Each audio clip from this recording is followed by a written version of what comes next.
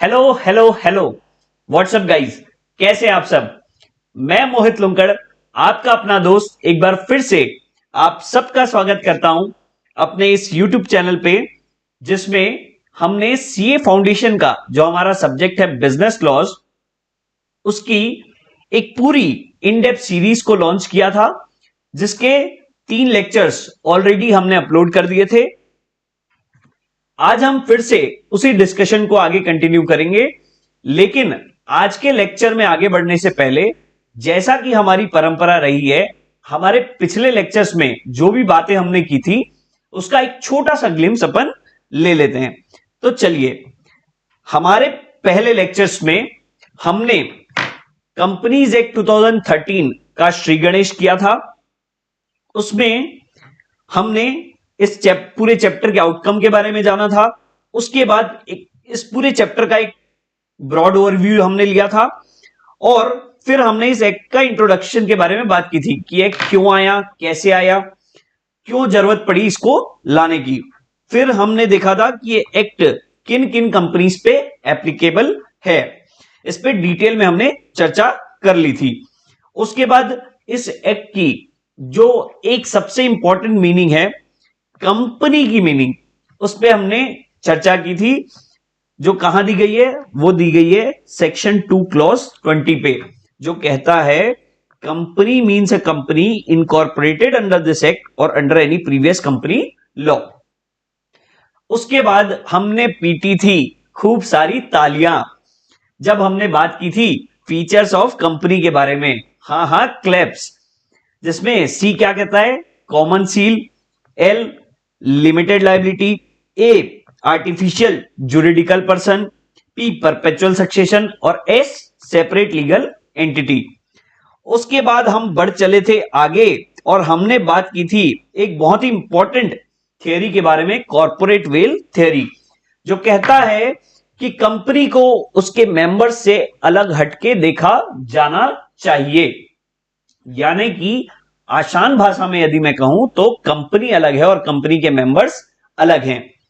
लेकिन कानून से कौन ही बच पाया है, लॉ ने इसका भी तोड़ निकाल लिया कि जब ये 5 केसेस होंगे ना, तो हम उस पर्दे को, उस वेल को उठा लेंगे और हम असली गुनहगार तक पहुंच जाएंगे। तो इस डिस्कशन में हमने खूब सारे केस लॉ और बहुत बेहतरीन तरीके से हमने इस पूरे कॉर्पोरेट वेल थियरी का डिस्कशन किया था, जिसमें हमने खूब सारे केस लॉस को डिस्कस किया था। तो चलिए, आज के लेक्चर पे अपन वापस आते हैं और आज हम एक नया टॉपिक उठाएंगे, classes of companies under this act. यानी कि हम टाइप्स ऑफ कंपनीज के बारे में आज का हमारा डिस्कशन रखने वाले हैं। तो चलिए, बिना किसी देरी के शुरू करते हैं। कहता है the growth of the economy and increase in the complexity of business operation. जैसे जैसे इकोनॉमी का ग्रोथ हुआ और हमारे बिजनेस एनवायरनमेंट में जो कॉम्प्लेक्सिटी है उसको देखते हुए different forms of corporate organisations emerge हुए, और उन्हीं को रेगुलेट करने के लिए कंपनीज एक्ट 2013 ने कंपनीज को इन क्लासेस में क्लासिफाई किया है। ठीक है, तो क्या कहता है, a company may be incorporated. अब कैसे कैसे क्लासिफाई किया है उसको देख लीजिए। A company may be incorporated as 1 person company, private company, public company, depending upon the number of members joining it. यानी कि अगर हम नंबर ऑफ मेंबर्स का बेसिस लेकर के कंसीडर करें तो कंपनीज को इन टाइप्स में क्लासिफाई कर सकते हैं। क्या क्या? 1 person company, private company, public company. आगे कहता है इट में either be an unlimited company, limited by shares और बाय गारंटी और बाय बोथ। यानी कि लायबिलिटी को पकड़े तो हम ब्रॉडली 2 तरीके से कंपनी को क्लासिफाई कर सकते हैं। क्या क्या? Unlimited company limited company. और लिमिटेड के अंदर भी लिमिटेड बाय शेयर्स हो सकता है या लिमिटेड बाय गारंटी हो सकता है, या तो दोनों हो सकता है। ठीक है, अच्छा आगे कहता है on the basis of control companies can be classified as associate company, holding company और subsidiary company. Some other forms of classification of companies, अब जो बच गई उनको इन्होंने डाल दिया अदर्स में। ठीक है, क्या क्या?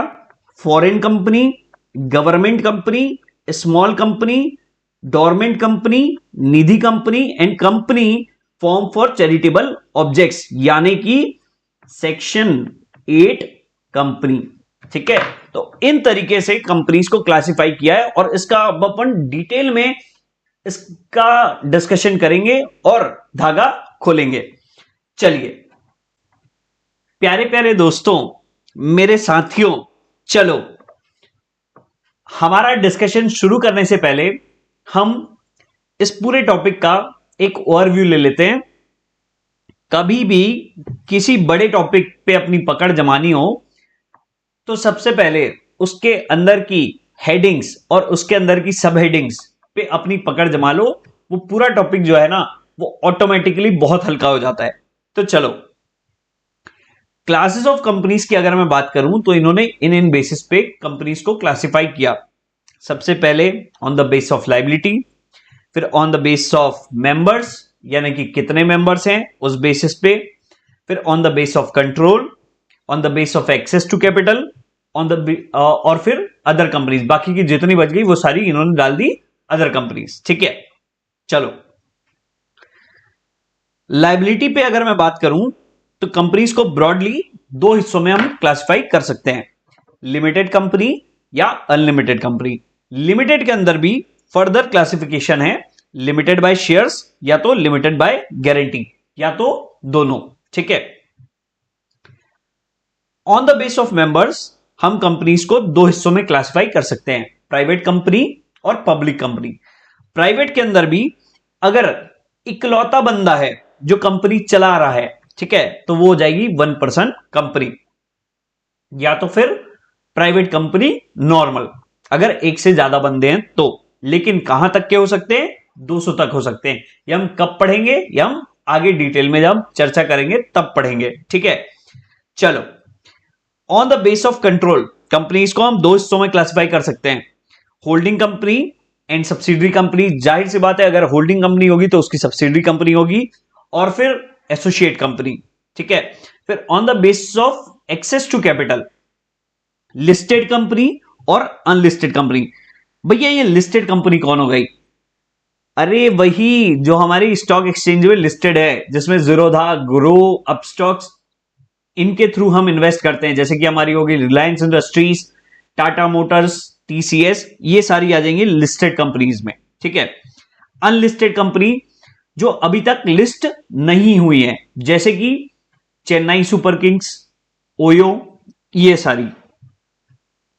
फिर उसके बाद बाकी की जितनी बच गई वो अदर कंपनीज, जैसे कि government company, foreign company, section 8 company, हाँ वही चैरिटेबल ऑब्जेक्ट्स वाली, डोरमेंट कंपनी, निधि कंपनी और पीएफआई। तो चलो आज का जो हमारा डिस्कशन रहने वाला है ना वो रहने वाला है on the basis of members. इस पे हम अपना डिस्कशन रखेंगे। तो चलिए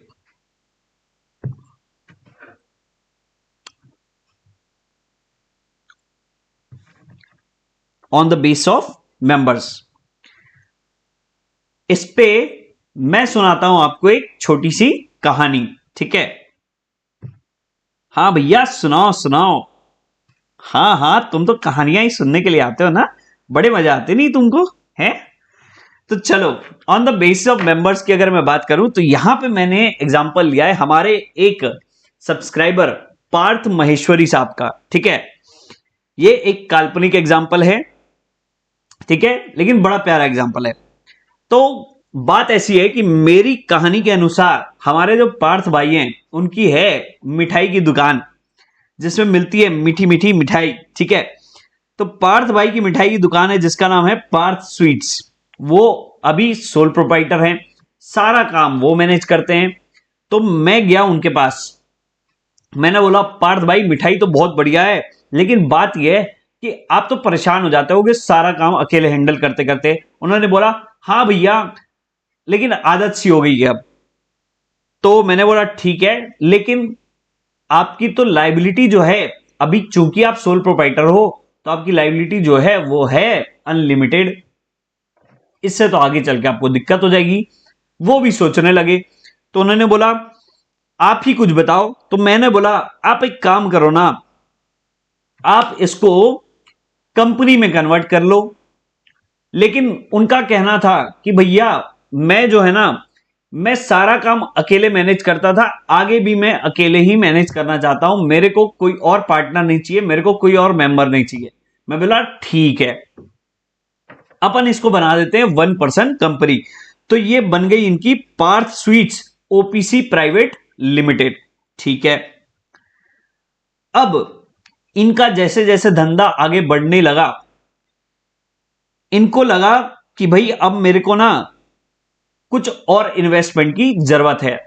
तो इनके चचेरे भाई हो गए और बाकी के इनके जो कजिन्स हो गए, उन्होंने बोला कि हम इन्वेस्ट करेंगे आपकी कंपनी में। तो इन्होंने उनसे इन्वेस्टमेंट लेना चालू किया, उनको मेंबर बनाना चालू किया, और अब इनकी कंपनी हो गई। इनकी कंपनी में से ओपीसी हट गया, अब ये इकलौते नहीं रहे, इनके पास और भी मेंबर्स आ गए, इनके क्लोज मेंबर्स आ गए। तो अब ये हो गए पार्थ स्वीट्स प्राइवेट लिमिटेड। लेकिन अब इनको करना है और एक्सपांशन, इनको करना है और एक्सपांशन। इसके लिए इनको चाहिए और पैसे, इसके लिए ये जाना चाहते हैं पब्लिक के पास। तो मैंने बोला कि आप एक काम करो ना, आप निकाल लो अपना आईपीओ, आप निकाल लो अपना आईपीओ, इनिशियल पब्लिक ऑफर। ठीक है, हाँ अलॉटमेंट नहीं मिलता। अरे यार दुखती नस पे पांव रख दिए भैया। ठीक है, तो मैंने कहा आप निकाल लो अपना आईपीओ और चले जाओ पब्लिक के पास, और उनसे फिर आपको इन्वेस्टमेंट्स मिलेंगी। तो अब क्या हुआ, अब इनके नाम से हट गया ये प्राइवेट वर्ड और ये बन गए पार्थ स्वीट्स लिमिटेड, एक पब्लिक कंपनी। तो देखो ये एक पूरा साइकिल कि कैसे एक वन मैन शॉप से ये बन गए पब्लिक कंपनी। तो ये है on the base of members, मैंने आपको एक कहानी के माध्यम से इस पूरे जो टॉपिक है उसको समझाया। अब हम डिटेल में इसका डिस्कशन करते हैं। ठीक है, चलो ओपीसी को हम आगे की क्लास में डिस्कस करेंगे क्योंकि ये थोड़ा बड़ा टॉपिक है। आज हम शुरू करते हैं प्राइवेट कंपनी से। प्राइवेट कंपनी ये डिफाइंड है सेक्शन 2 क्लॉज 68 में। क्लॉज, हां अब कंफ्यूज नहीं होना इसमें। ठीक है, ये कहता है private company means a company having a minimum paid up share capital as may be prescribed. जहां पे भी एज में बी प्रिस्क्राइब लिखा होता है ना, यानी कि रूल्स में ये प्रिस्क्राइब्ड होता है। ठीक है, and which bye it's articles. अब ये तीन बातें कह रहा है, तीन कंडीशन रख रहा है। अगर ये तीन कंडीशंस फुलफिल हो गई तो ये क्या हो जाएगी, एक प्राइवेट कंपनी हो जाएगी। चलो यहां से पढ़ते हैं। ठीक है, थर्ड पॉइंट से prohibits any invitation to public to subscribe for any securities of the company. ये कहता है कि एक प्राइवेट कंपनी, एक कंपनी प्राइवेट कंपनी तभी रहेगी जब इसने पब्लिक को कोई इनविटेशन नहीं दिया होगा अपनी किसी भी सिक्योरिटीज को सब्सक्राइब करने के लिए।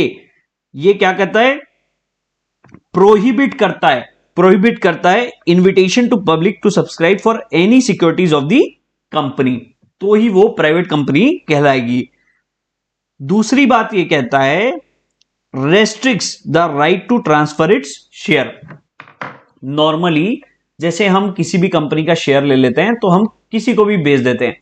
यहां से फटाक से हमने सेल ऑर्डर मारा, वहां से किसी ने बाय ऑर्डर मारा और हमारा शेयर जो है वो ट्रांसफर हो जाता है पब्लिक कंपनी के केस में। लेकिन प्राइवेट कंपनी के केस में आप किसी को भी शेयर्स नहीं बेच सकते, ठीक है। आपको बोर्ड ऑफ डायरेक्टर्स का परमिशन लेना पड़ता है, ठीक है। तो ये रेस्ट्रिक्ट करता है right to transfer its shares. तो ये दो कंडीशन हमने देख ली। आगे कहता है accept in case of 1% company, क्योंकि 1% कंपनी भी एक प्राइवेट कंपनी है, लेकिन उसमें इकलौता मेंबर होता है। Limits the number of its members to 200। एक प्राइवेट कंपनी होने के लिए मिनिमम 2 मेंबर्स चाहिए और मैक्सिमम कितने हो सकते हैं? मैक्सिमम हो सकते हैं 200, ठीक है। और ओपीसी में कितने होते हैं? 1 होते हैं। तो क्या क्या हो गया? पहले तो आप पब्लिक को इनविटेशन नहीं दे सकते, प्रोहिबिट करता है पब्लिक को इनवाइट करने के लिए, आपकी किसी भी सिक्योरिटीज में इन्वेस्ट करने के लिए। दूसरा, आपकी जो शेयर्स की राइट है उसको ट्रांसफर करने को भी ये रेस्ट्रिक्ट करता है, ठीक है। और तीसरा, आपके पास मैक्सिमम 200 मेंबर्स ही हो सकते हैं, उससे ज्यादा नहीं हो सकते। इसको याद रखने के लिए अपन देख लेते हैं PNR। P बोले तो प्रोहिबिट्स, N बोले तो नंबर ऑफ मेंबर्स, P बोले तो प्रोहिबिट्स और R बोले तो रेस्ट्रिक्ट्स। तो ऐसे PNR से आप ये तीनों कंडीशन याद रख सकते हैं, ठीक है। आगे ये कहता है प्रोवाइडेड दैट। अब ये जहां पे भी प्रोवाइडेड दैट लिखा होता है ना, यानी कि ये हो गया प्रोविजो। ये भी हमने डिटेल में डिस्कस किया था कि प्रोविजो क्या होता है, ठीक है। तो प्रोविजो यहां पे लिखा गया है provided that where 2 or more persons hold 1 or more shares, 2 or more persons hold 1 or more shares। तो यहां पे किसकी बात कर रहा है? ये बात कर रहा है जॉइंट शेयर होल्डर्स की, ठीक है। In a company jointly they shall for the purpose of this clause। वैसे तो वो सारे मेंबर्स हैं, लेकिन इस क्लॉज के लिए, इस पर्टिकुलर क्लॉज के लिए उनको सिंगल मेंबर ही ट्रीट करना है, ठीक है। यानी कि अगर 2 या 2 से ज्यादा बंदे कंपनी के एक या एक से ज्यादा शेयर होल्ड कर रहे हैं तो उनको इस पर्टिकुलर क्लॉज के लिए हमको सिंगल मेंबर ही कंसीडर करना है इस 200 की काउंटिंग के लिए, ठीक है। Provided further that persons who are in the employment of the company, यानी कि ये किसकी बात कर रहा है? ये बात कर रहा है करंट एम्प्लॉयज की, ठीक है, करंट एम्प्लॉयज की। Persons who are in the employment of the company and persons who having been formerly बोले तो पहले in the employment of the company were members of the company, यानी कि वो पहले एम्प्लॉयज रह चुके हैं और जब वो एम्प्लॉयमेंट में थे तब वो मेंबर्स थे और अभी भी मेंबर्स हैं। while in that employment and have continued to be members after the employment ceased। यानी कि एक तो पहला हो गया कि जो अभी हमारे करंट एम्प्लॉइज हैं, ठीक है, जो हमारे करंट एम्प्लॉइज हैं या जो पहले एम्प्लॉय रह चुके थे और तब वो मेंबर थे और जब उनका एम्प्लॉयमेंट खत्म हो गया, चाहे किस भी वजह से खत्म हुआ हो, और तब भी वो मेंबर्स हैं, तो उनको भी हम क्या करेंगे? उनको भी हम काउंट नहीं करेंगे। लिखता है shall not be included in the number of members, यानी कि इनको आप जब 200 की काउंटिंग करोगे ना तब इनको काउंट नहीं करोगे। तो क्या क्या एक बार सम अप करते हैं अपन। तो पहला तो कह दिया इन्होंने पीएनआर बोले तो प्रोहिबिट करता है पब्लिक को कोई भी इनविटेशन देने के लिए उनकी सिक्योरिटीज को सब्सक्राइब करने के लिए। दूसरा ये क्या कहता है? ये कहता है कि जो नंबर ऑफ मेंबर्स है ना उन पे हमने लिमिट लगा दिया कि वो 200 से ज्यादा नहीं हो सकते। और दूसरा इन्होंने रेस्ट्रिक्ट कर दिया right to transfer its shares. लेकिन आगे ये कहता है, दो दो प्रोविजो इन्होंने डाले हुए हैं। कहता है प्रोवाइडेड दैट अगर कोई ज्वाइंट शेयर होल्डर्स है, यानी कि दो या दो से ज्यादा लोग अगर कंपनी के एक या एक से ज्यादा शेयर रखे हुए हैं, एक या एक से ज्यादा शेयर को आप छोड़ दो, आप ये ध्यान रखो अगर ज्वाइंट शेयर होल्डर्स हैं यानी कि दो या दो से ज्यादा लोग यदि कंपनी के शेयर्स रखे हुए हैं तो इस पर्टिकुलर क्लॉज के लिए उनको सिंगल मेंबर ही कंसीडर करेंगे। ठीक है, सपोज एक हस्बैंड वाइफ है, वो ज्वाइंटली, जैसे ज्वाइंट अकाउंट होता है ना बैंक में, वो ज्वाइंटली कंपनी के 10 शेयर रखे हुए हैं, तो इस पर्टिकुलर क्लॉज के लिए उनको सिंगल मेंबर ही कंसीडर करेंगे, उनको एक ही माना जाएगा, दो नहीं माना जाएगा। ठीक है, प्रोवाइडेड फर्दर दैट, अब आगे कहता है कि जो कंपनी के करंट एम्प्लॉइज है ना, वो अगर उनके पास शेयर्स है, देखो कंपनी क्या है ना, कंपनी अपने एम्प्लॉइज को मोटिवेटेड फील कराने के लिए अगर वे अच्छे काम कर रहे हैं तो उनको क्या देती है, तरह तरह की ईसॉप्स देती हैं। ठीक है, तो वो क्या हो जाते हैं, उनके पास कंपनी के शेयर्स आ जाते हैं, तो वो करंट एम्प्लॉइज हो गए। दूसरा, अगर वो एम्प्लॉइज पहले थे और तब वो मेंबर थे, यानी कि कंपनी के शेयर्स उनको मिले थे, लेकिन अब उनका एम्प्लॉयमेंट खत्म हो गया, तब भी वो कंपनी के मेंबर्स हैं, तो भी उनको इन दोनों को इंक्लूड नहीं किया जाएगा, इन दोनों को इंक्लूड नहीं किया जाएगा। ये आगे ये कहता है shall not be included in the number of members. तो चलो क्या कह रहा है, सिग्निफिकेंट पॉइंट्स क्या क्या हैं कि minimum paid, no minimum paid up capital requirement.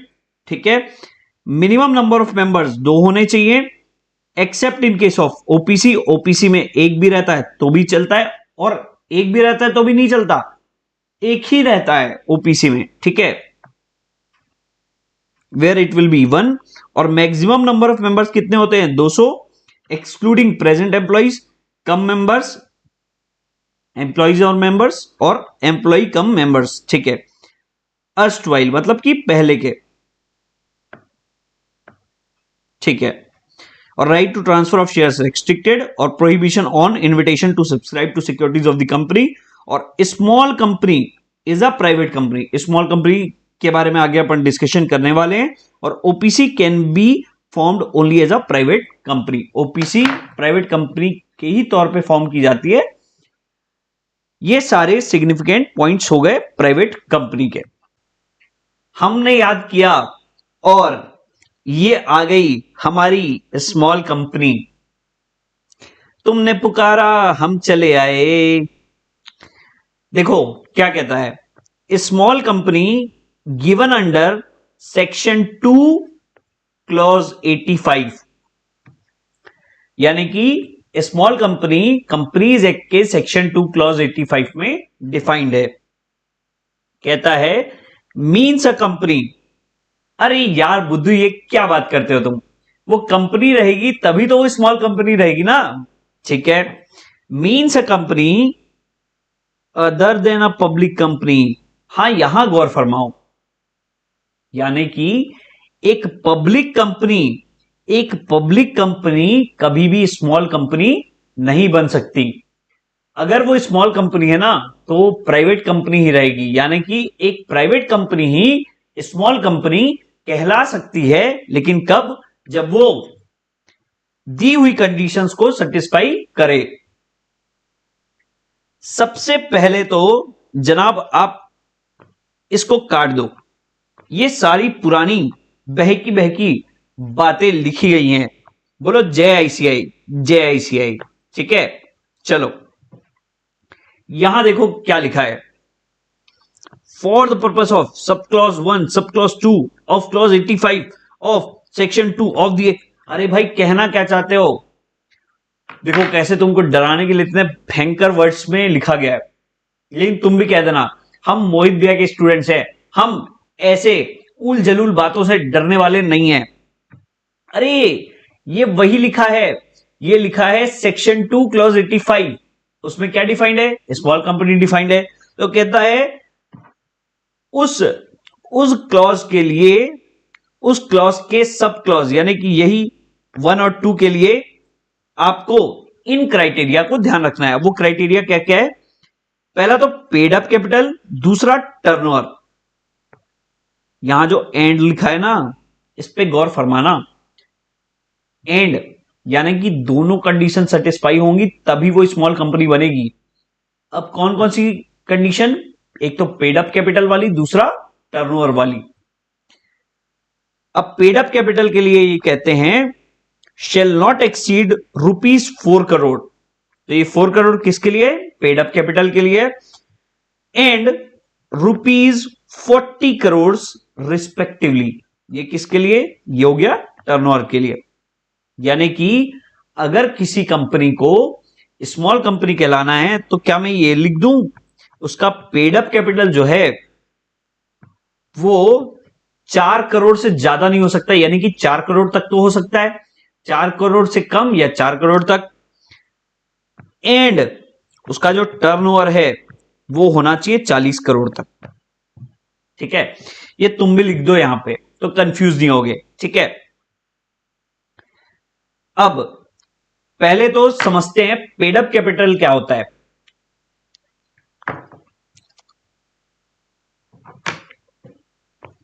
Paid up capital, अब इसने कैपिटल कह दिया ना, तो कैपिटल के अंदर क्या क्या आ जाएगा?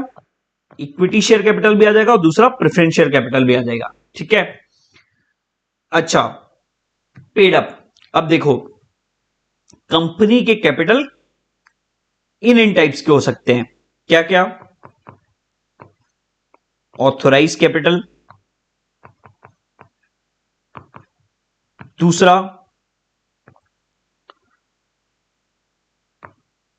Issued capital, subscribed capital,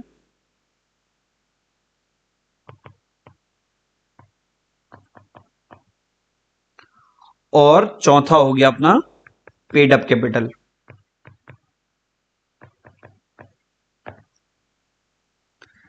authorise capital क्या होता है कि कंपनी के पास कितने तक का कैपिटल उठाने की ऑथोरिटी है उसके एमओए के हिसाब से, वो होता है ऑथोराइज कैपिटल। सपोज कोई एक कंपनी है, उसका ऑथोराइज कैपिटल है 10 करोड़ का, यानी कि वो 10 करोड़ तक के शेयर्स अपने पूरे लाइफ टाइम में इशू कर सकती है, उससे ज्यादा नहीं कर सकती। लेकिन कंपनी ने अभी तक इशू किया हुआ है 5 करोड़ शेयर्स। कितने इशू किए हुए हैं? 5 करोड़ शेयर्स। ये इशूड कैपिटल जो है ना वो ऑथराइज कैपिटल का ही पार्ट होता है। यानी कि ऑथराइज कैपिटल हो गया 10 करोड़ का, कंपनी 10 करोड़ तक इशू कर सकती है, लेकिन कंपनी ने इशू किया हुआ है 5 करोड़ का। ठीक है, सब्सक्राइब कैपिटल, कंपनी ने इशू किया हुआ है 5 करोड़ का, लेकिन सपोज लोगों ने सिर्फ 4 करोड़ 4.5 करोड़ वर्थ के शेयर्स के लिए सब्सक्राइब किया हुआ है, यानी कि वो इंटरेस्टेड हैं कंपनी के शेयर्स लेने के लिए। लेकिन उन 4.5 करोड़ में भी ना पैसा कितने का आया है? सिर्फ 4 करोड़ का आया है, तो वो हो गया पेड अप कैपिटल। तो इस पर्टिकुलर क्लॉज के लिए हमको क्या देखना है? हमको देखना है paid up capital. I hope कि आपको डिटेल में ये चीजें समझ में आ गई। तो स्मॉल कंपनी बहुत इंपॉर्टेंट है, ध्यान रखना लिमिट्स क्या क्या।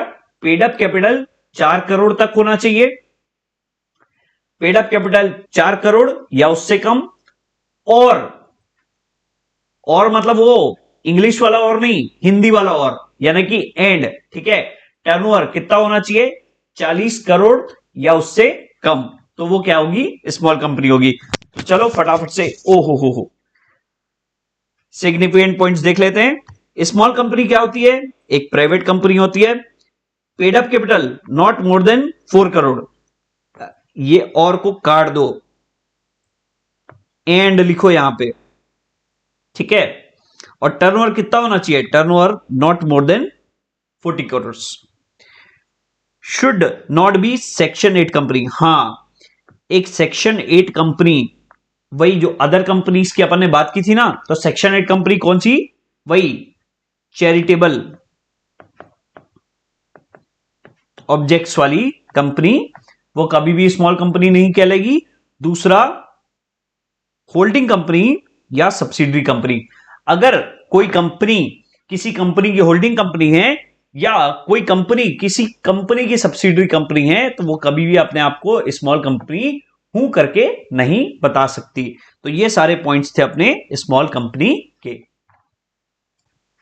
नेक्स्ट आ जाओ पब्लिक कंपनी में। ठीक है, ये अपन किस चीज की बात कर रहे हैं? ये बात कर रहे हैं हम on the basis of members. दो तरीके से कंपनी को क्लासिफाई कर सकते हैं, प्राइवेट कंपनी, दूसरा पब्लिक कंपनी। अब हम आ गए हैं पब्लिक कंपनी में। पब्लिक कंपनी डिफाइंड है सेक्शन 2 क्लॉज 71 में। कहता है public company means a company which is not a private company. एकदम एकदम सीधी, शॉर्ट, स्ट्रेट फॉरवर्ड। जो प्राइवेट कंपनी नहीं है वो क्या है? वो पब्लिक कंपनी है। एंड साथ साथ has a minimum paid up share capital as may be prescribed. ठीक है, प्रोवाइडेड दैट, अब यहां देखो प्रोविजो आ गया। कहता है, और बहुत इंपॉर्टेंट प्रोविजो है, कहता है a company which is a subsidiary of a company. एक कंपनी जो कि किसी कंपनी की क्या है? सब्सिडरी कंपनी है, not being a private company.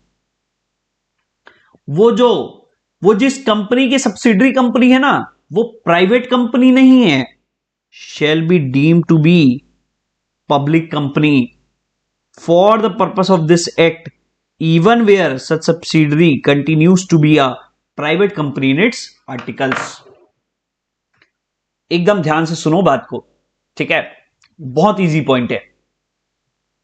कह रहा है कि एक कोई कंपनी जो सब्सिडरी कंपनी है किसी कंपनी की, यानी कोई ना कोई होल्डिंग कंपनी होगी, तो अगर एक कोई सब्सिडरी कंपनी है जो अपने आर्टिकल्स में अपने आप को प्राइवेट कंपनी बता रही है, यानी कि वो अपने आप को एज अ प्राइवेट कंपनी दिखा रही है, लेकिन लेकिन उसकी उसकी जो होल्डिंग कंपनी है ना, not being a private company. Not being a private company मतलब पब्लिक कंपनी। उसकी होल्डिंग कंपनी क्या है? पब्लिक कंपनी है। और जो सब्सिडरी है वो क्या दिखा रही है अपने आप को? वो दिखा रही है अपने आप को प्राइवेट कंपनी। तो इस क्लॉज के हिसाब से, इस प्रोविजो के हिसाब से क्या मान लेंगे? उस सब्सिडरी कंपनी को भी डीम्ड पब्लिक कंपनी मान लेंगे, यानी कि उसको भी पब्लिक कंपनी मान लेंगे, भले ही वो एज अ प्राइवेट कंपनी अपने आप को बताए। भैया एग्जाम्पल एग्जाम्पल सुनो।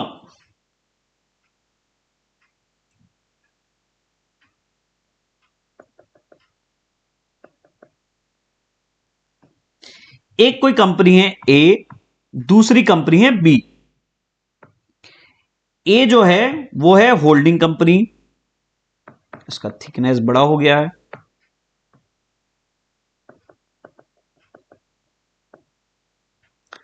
ए जो है होल्डिंग कंपनी है और बी जो है सब्सिडरी कंपनी है। ठीक है, ए बी की होल्डिंग कंपनी है। अब सीन यह है कि जो बी है ना, बी अपने आप को एज अ प्राइवेट कंपनी बताती है अपने आर्टिकल्स में, और ए जो है वो है एक पब्लिक कंपनी। ये क्लॉज क्या कहता है पता है? एक सब्सिडरी कंपनी जो अपने आप को प्राइवेट कंपनी बता रही है अपने आर्टिकल्स में, लेकिन उसकी जो होल्डिंग कंपनी है, जिसकी वो सब्सिडरी है, वो एक पब्लिक कंपनी है। तो इस पर्टिकुलर क्लॉज के लिए इस बी को भी हम क्या मान लेंगे? इसको भी हम मान लेंगे एज अ पब्लिक कंपनी। बहुत इंपॉर्टेंट। लेकिन वाइस वर्सा पॉसिबल नहीं है। ठीक है, एक प्राइवेट कंपनी किसी पब्लिक कंपनी की होल्डिंग कंपनी है तो उस पब्लिक कंपनी को प्राइवेट कंपनी नहीं मानेंगे। चलो अब पब्लिक कंपनी के सिग्निफिकेंट पॉइंट्स को देख लेते हैं। ठीक है, कहता है is not a private company, एकदम ठीक बात है। अगर कोई प्राइवेट कंपनी रहेगी तो पब्लिक कंपनी नहीं बन सकती। ठीक है, articles do not have the restricting clause. जो अपने पीएनआर देखा था ना, वैसे ये जो हमने पीएनआर देखा था वैसे कोई रेस्ट्रिक्टिंग क्लॉज पब्लिक कंपनी में नहीं है। तो इसके शेयर्स क्या हैं, ये फ्रीली ट्रांसफरेबल हैं। No minimum paid up capital requirement, अब तक कोई prescribed minimum paid up capital requirement नहीं आई है। मिनिमम नंबर ऑफ मेंबर्स कितने होंगे इसमें होंगे 7 और मैक्सिमम मेंबर्स की कोई लिमिट नहीं है, यानी कि ये अनलिमिटेड मेंबर्स हो सकते हैं। दूसरा कहता है subsidiary of a public company is deemed to be a public company.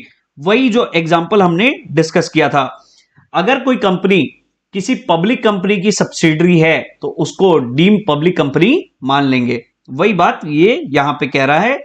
और लास्ट में ये कहता है अकॉर्डिंग टू सेक्शन 3, अब इसको क्या बोलेंगे, इसको बोलेंगे सबसेक्शन। ठीक है, section 3 subsection 1 clause A, a company may be formed for any lawful purpose by 7 or more persons where the company to be formed is to be a public company। अगर 7 या 7 से ज्यादा लोग किसी लॉफुल पर्पस के लिए कोई company form करना चाहते हैं तो वो पब्लिक कंपनी फॉर्म कर सकते हैं। वही बात ये यहां पे कह रहा है। इसी के साथ जो हमारा डिस्कशन है on the basis of members वो होता है कंप्लीट। ओपीसी की बात हम किसी अगले क्लास में करेंगे। दोस्तों, अपने इस इनिशिएटिव से और अपने इस यूट्यूब चैनल से यदि मैं आप तक थोड़ा भी वैल्यू एडिशन पहुंचा पा रहा हूं तो आप इस वीडियो को लाइक करें, मेरे इस इनिशिएटिव को, मेरे इन वीडियोस को शेयर करें अपने रिश्तेदारों तक, अपने दोस्तों तक, या जहां जहां भी आपसे पॉसिबल हो आप इसे शेयर करें। यह मेरे लिए एक बहुत बड़ी मोटिवेशन रहेगा। और अगर आपने अब तक इस YouTube चैनल को सब्सक्राइब नहीं किया है तो प्लीज इसे सब्सक्राइब करें। इसको सेंचुरी अपने को टच करवाना है। ठीक है, तब तक मजे से पढ़ते रहिए, क्योंकि मजे से पढ़ेंगे तभी तो आगे बढ़ेंगे। और टेलीग्राम चैनल का लिंक मैंने यहां बॉटम में दे रखा है, आप हमारे टेलीग्राम चैनल को भी ज्वाइन कर सकते हैं। लेक्चर्स के रिगार्डिंग या आगे फ्यूचर में जो भी कंटेंट मैं अपलोड करूंगा या जो भी चीजें मुझे बतानी रहेंगी, जो भी डॉक्यूमेंट्स मुझे आप तक शेयर करने रहेंगे, मैं इसी के माध्यम से आप तक शेयर करूंगा, तो इसको भी आप ज्वाइन कर सकते हैं। बस अपना प्यार बरसाते रहिए। थैंक यू सो मच, मिलते हैं अगली क्लास में।